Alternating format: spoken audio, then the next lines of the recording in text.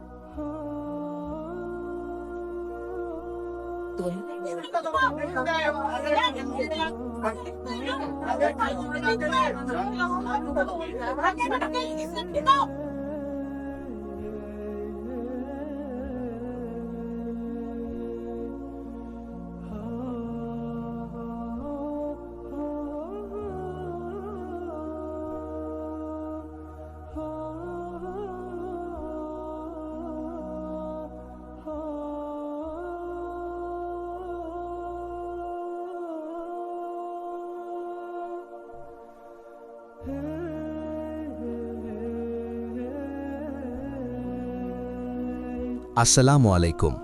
காலம் சில நேரங்களில் கணக்கு கேட்பது ஒரு பெரிய நினைவூட்டலாகவே அமைகிறது.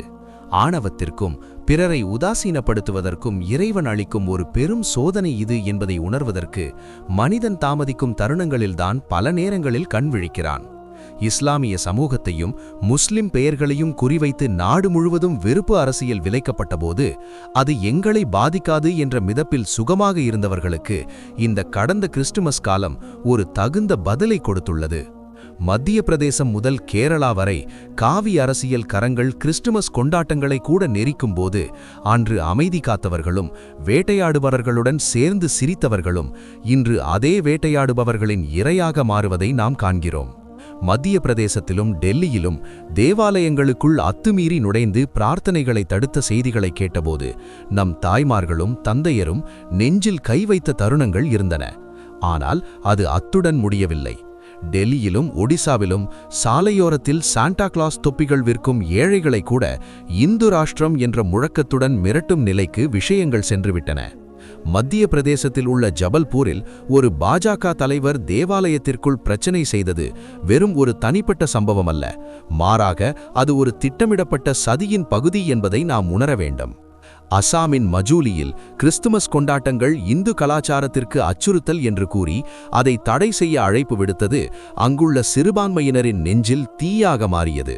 புனித நதியான கங்கையின் கரையில் ஹரித்வாரில் உள்ள அரசு ஹோட்டலில் நடக்கவிருந்த கிறிஸ்துமஸ் நிகழ்ச்சி சாமியார்களின் மிரட்டலால் ரத்து செய்ய வேண்டிய நிலை வந்தபோதும் கண்டிக்க வேண்டிய பலர் மௌனமாகவே இருந்தனர். வட இந்தியாவில் மட்டுமல்ல, முற்போக்கானது என்று நாம் பெருமைப்படும் நம் கேரளாவிலும் நிலைமை வேறுபட்டதல்ல என்பதை பள்ளிகள் மற்றும் அரசு அலுவலகங்களில் இருந்து வந்த செய்திகள் நிரூபித்தன. சங் பரிவார் ஆதரவு நிர்வாகங்கள் என்று குற்றம் சாட்டப்படும் கேரளாவின் சில தனியார் பள்ளிகளில் கேக் வெட்டுவது உள்ளிட்ட கிறிஸ்துமஸ் கொண்டாட்டங்களுக்கு தடை விதிக்கப்பட்ட போது அதற்கு எதிராக கல்வி அமைச்சர் வி சிவன்குட்டி நேரடியாக தலையிட வேண்டியிருந்தது என்பது கேரளாவை எதிர்நோக்கியுள்ள ஆபத்தின் அறைகுறியாகும். கேரளாவை ஒரு மதவாத பரிசோதனை சாலையாக மாற்ற அனுமதிக்க மாட்டோம் என்று அவர் கூறியது ஆறுதலாக இருந்தாலும் உள்ளுக்குள் மதவாத விஷம் எவ்வளவு ஆழமாக பரவி இருக்கிறது என்பதற்கு தபால்துறை சம்பவம் ஒரு சான்றாக இருந்தது. தபால்துறை ஊழியர்களுக்காக திட்டமிடப்பட்டிருந்த கிறிஸ்துமஸ் கொண்டாட்டத்தில் RSS பாடலை இசைக்க வேண்டும் என்ற விசித்திரமான கோரிக்கை எழுப்பப்பட்டு இறுதியில் அந்த தர்க்கத்தால் நிகழ்ச்சியே ரத்து செய்ய நேரிட்டதை சாதாரணமாக காண முடியாது.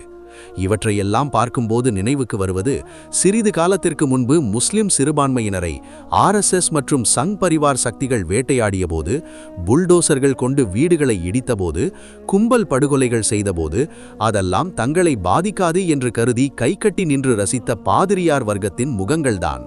பாஜக தலைவர்களுக்கும் அமைச்சர்களுக்கும் மேடை அமைத்ததும் அவர்களை புகழ்ந்தும் ராஜீவ் சந்திரசேகர் போன்றவர்களின் வாயில் கேக் துண்டுகளை ஊட்டி மகிழ்ந்த பாதிரியார்கள் தாங்கள் பாலூட்டி வளர்த்தது சொந்த சமூகத்தையே கொத்தவரும் பாம்புதான் என்று உணர தாமதமாகிவிட்டனர்.